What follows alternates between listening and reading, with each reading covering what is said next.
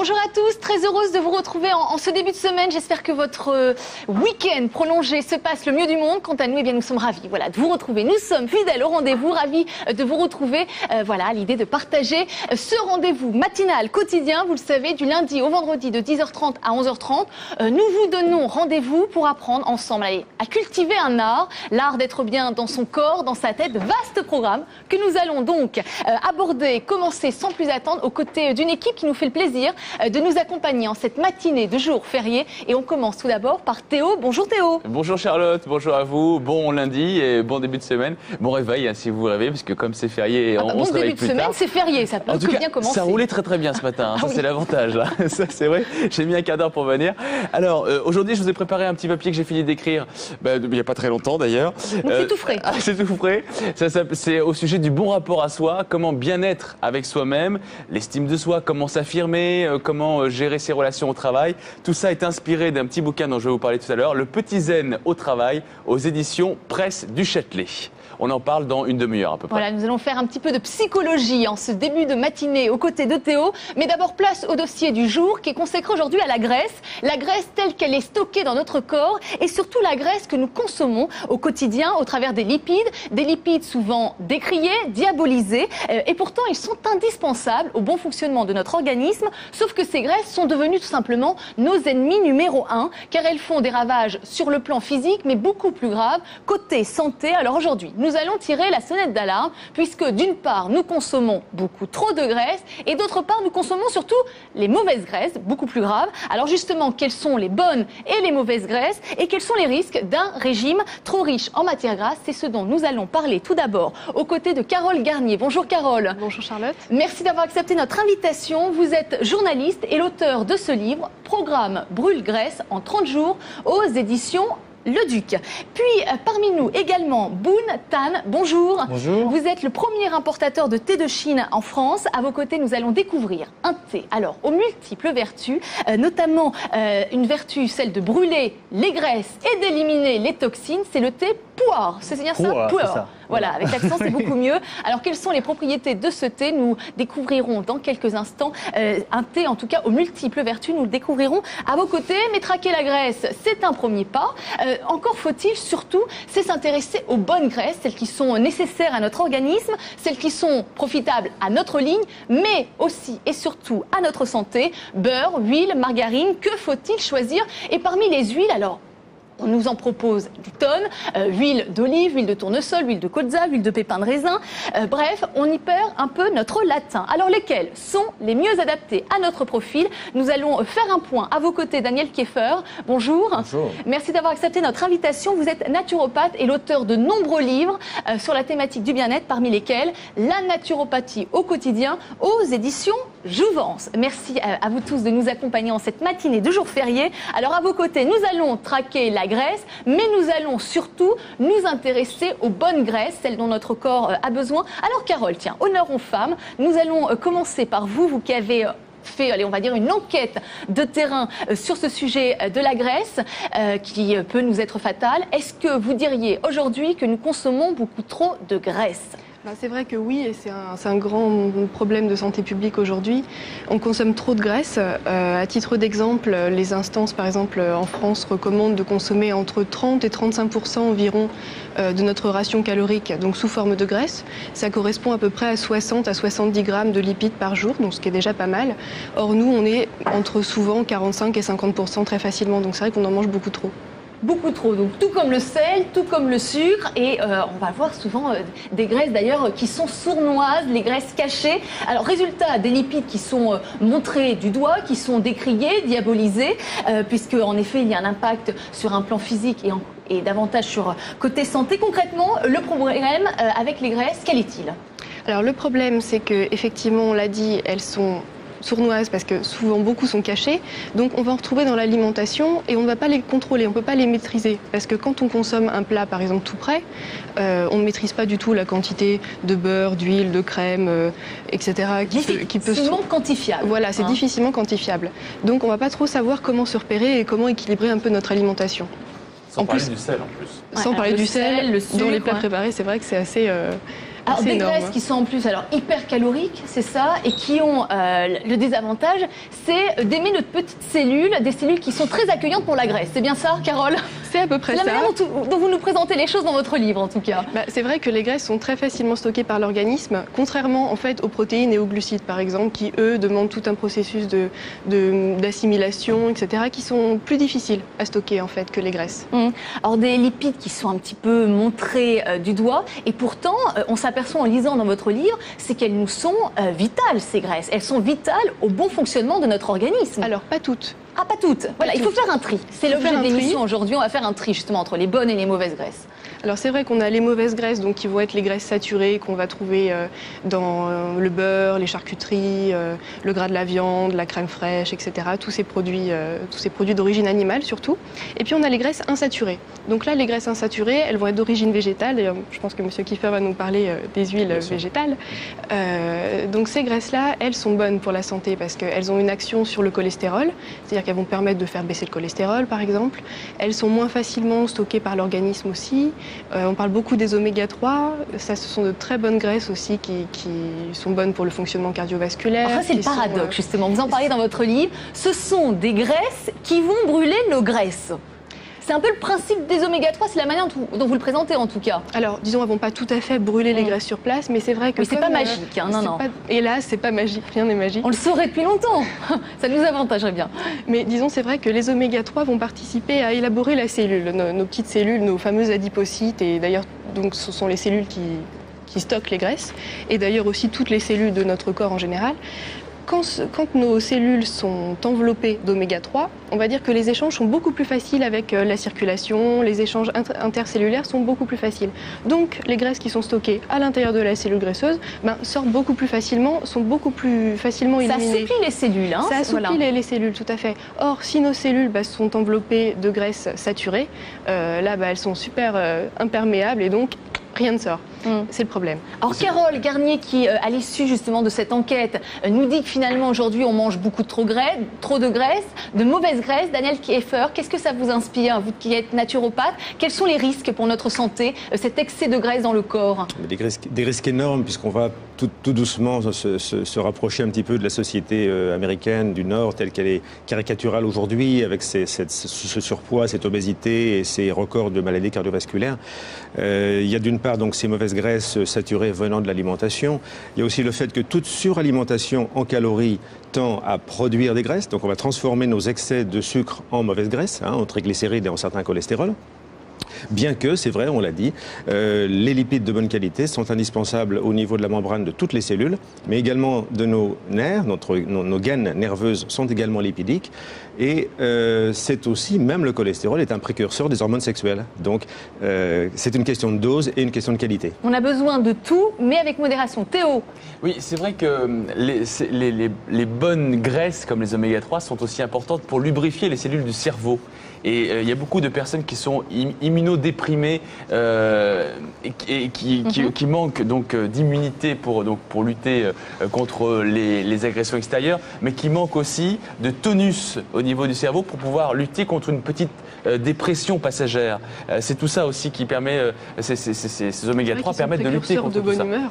Exactement, la bonne humeur, avoir le moral, rester en forme, rester plein d'énergie pour avoir une bonne santé mentale et aussi une bonne santé corporelle et physique pour lutter contre effectivement les agressions extérieures et puis les petites maladies.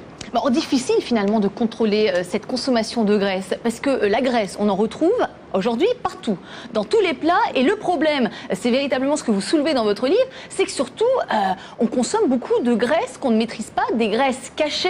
Vous dites qu'on retrouve parfois en quantité astronomique. Alors dans quel intérêt les industriels de l'agroalimentaire vont nous mettre de la graisse un petit peu partout dans tous les plats qui d'ailleurs ne mériteraient pas d'en avoir ? Parce que c'est très bon, c'est un peu le problème. Disons que ça sert d'exhausteur de goût, c'est-à-dire que les saveurs ressortent tout de suite, les plats sont plus onctueux, plus savoureux, et c'est vrai que ça c'est un rôle vraiment inhérent aux graisses. Plus c'est gras, plus c'est bon. D'accord, donc des graisses finalement cachées qu'on consomme beaucoup plus que des graisses visibles. Je vous donnez un chiffre d'ailleurs dans votre livre effectivement, pour illustrer. On estime à peu près que la part des graisses cachées qu'on va absorber via l'alimentation représente environ 2/3 de nos apports quotidiens en graisse. Ouais. Et donc les graisses qu'on va choisir, c'est-à-dire notre petit beurre sur la purée, la petite cuillère d'huile dans la salade, etc., ça représenterait qu'un tiers finalement. Ouais. Et j'imagine, Daniel Kieffer, que vous allez être d'accord sur ce propos, c'est que j'imagine que les industriels de l'agroalimentaire nous mettent pas forcément les meilleures graisses. Ah, c'est clair. En plus. Hein, les plus mauvaises, voilà. En dehors des circuits bio, on a toujours ou presque toujours des huiles saturées, c'est clair. Alors, les mauvaises graisses, tiens, quelles sont-elles? Alors, celle qu'on va trouver dans les plats préparés, par exemple, ça va être l'huile de palme. C'est vrai qu'on la trouve partout, elle est Ouais. super saturée. Alors c'est quoi? Parce que attendez, on va refaire un petit point. Saturé, insaturé, monosaturé, on s'y perd, on entend de plus en plus ces termes et on ne sait plus tellement ce à quoi ça fait référence. Daniel Kieffer, une petite explication très rapide? C'est relativement simple. Les lipides sont tous des chaînes de carbone, des atomes de carbone plus ou moins longues. Et puis, on pourrait les comparer un petit peu à des araignées qui se donneraient une patte et qui auraient plusieurs pattes disponibles. Et avec ces petites pattes disponibles, les molécules vont faire des échanges avec nos cellules et avec d'autres molécules. Donc, quand elles sont saturées, ça veut dire que pratiquement toutes les pattes des araignées sont saturées, donc oxydées avec de l'oxygène ou bloquées avec de l'hydrogène. Et puis, quand elles sont mono-insaturées, ce qui est le cas de l'huile d'olive, bonne huile de base, il y a une part de liberté. Et puis quand elles sont excellentes, on dit qu'elles sont polyinsaturées, donc extrêmement libres, donc biodisponibles pour pouvoir participer à des mariages avec nos cellules et avec d'autres nutriments. Alors, les insaturés, Carole, on revient sur vous. Quelles sont ces mauvaises graisses? Alors, Non, pour les parler- saturés. Non, les saturés, voilà. Les saturés, monosaturés et polyinsaturés. Insaturés. Voilà, on y arrive. On va peut-être dire où on les trouve finalement. Oui. C'est vrai que les graisses saturées, on va les trouver donc dans les viennoiseries essentiellement, dans les charcuteries, saucissons, chipolata, etc.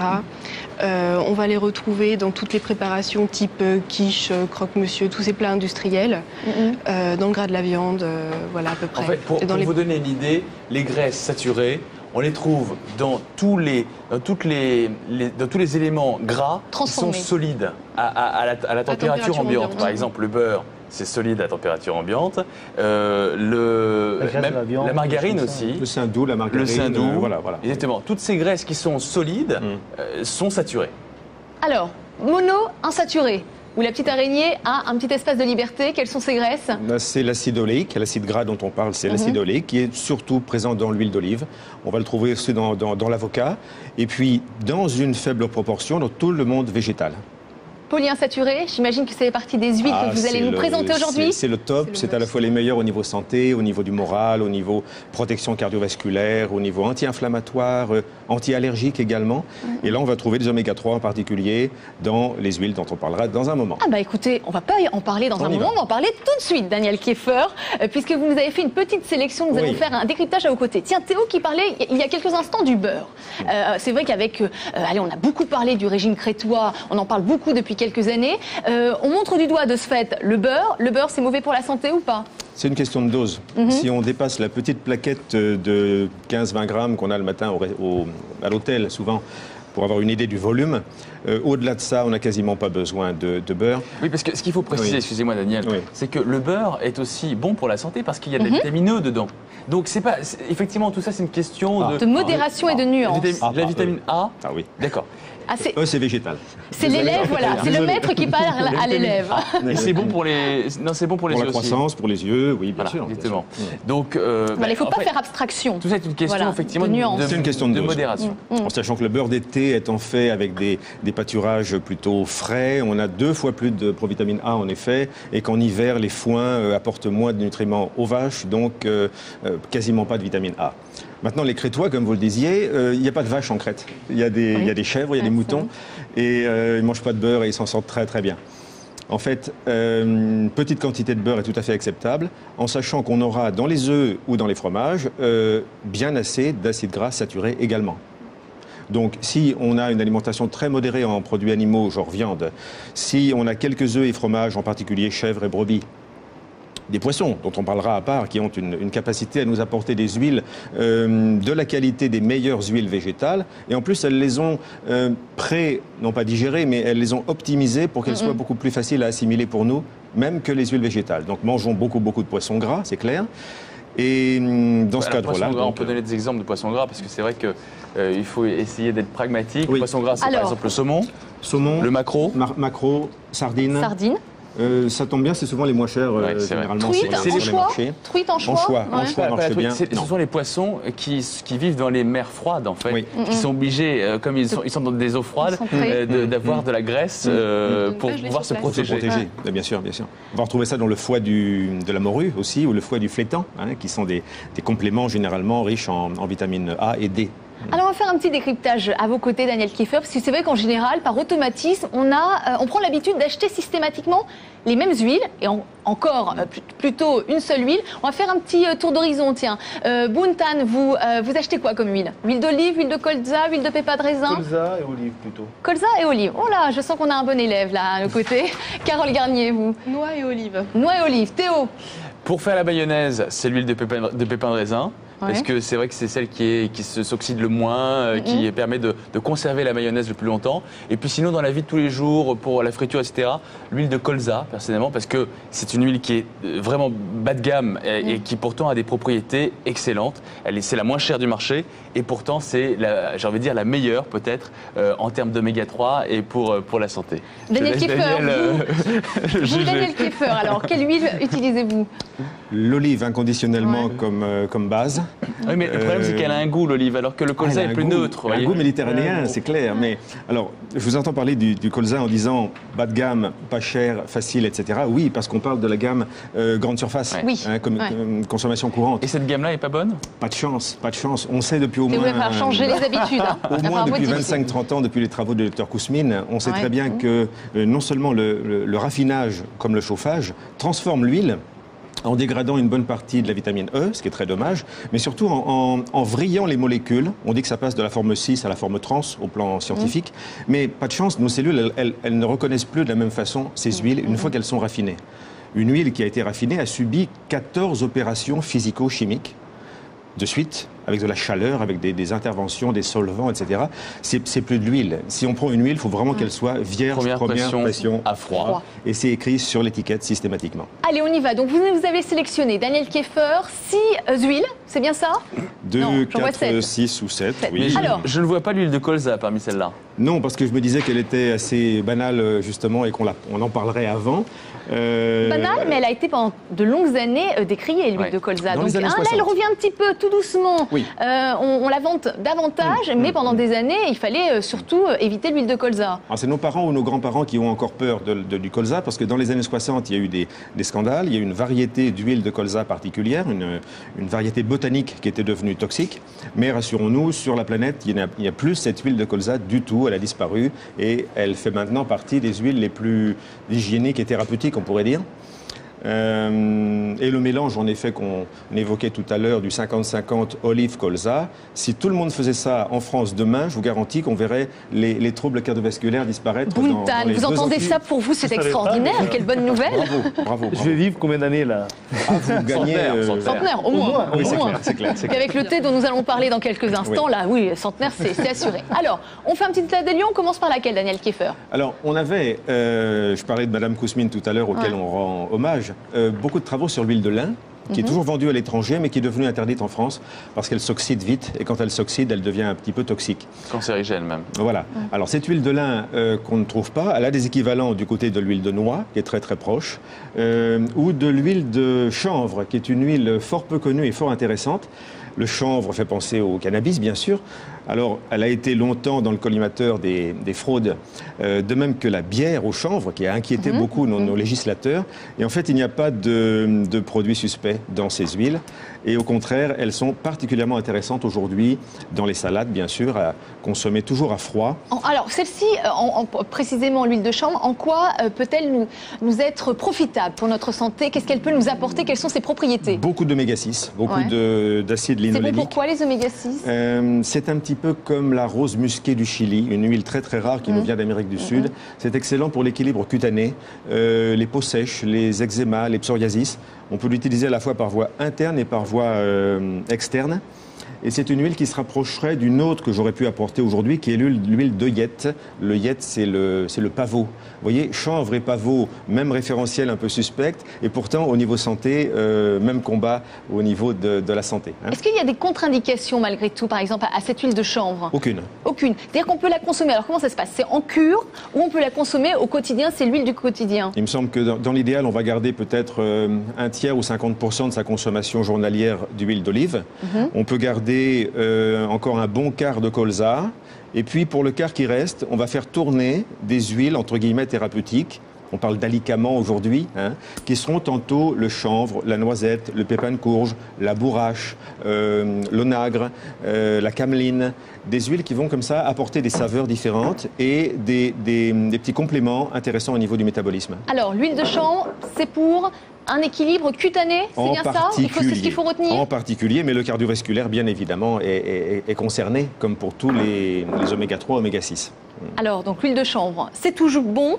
On passe à une autre huile? La courge. La courge. Alors, la courge, oui, pépin de courge. On ne la voit pas en couleur, là, mais si on avait un joli vert, vous verriez qu'elle est de couleur verte, vert sombre. Elle a un goût tout à fait agréable. Elle est bourrée également d'oméga 6 et d'oméga 3. Et cette huile de courge est une huile très appréciée des messieurs dès la quarantaine, puisque c'est une huile qui va améliorer les fonctions de la prostate. Et beaucoup d'études cliniques montrent qu'elle a en effet un effet réel sur l'adénome de la prostate. Donc c'est en prévention. Prévention. Vers la quarantaine, pour les hommes, on peut commencer. Et accompagnement des troubles prostatiques, hein, c'est clair. Ensuite, c'est une huile qu'on conseille très souvent aux personnes déminéralisées, aux personnes spasmophiles, anxieuses, anxio-dépressives. Minéralisation qui peut intéresser aussi les cheveux, les ongles, les fanères, comme on dit. C'est donc une huile intéressante chez la femme en période de ménopause pour tout ce qui est du terrain de l'ostéoporose, terrain de l'anxiété.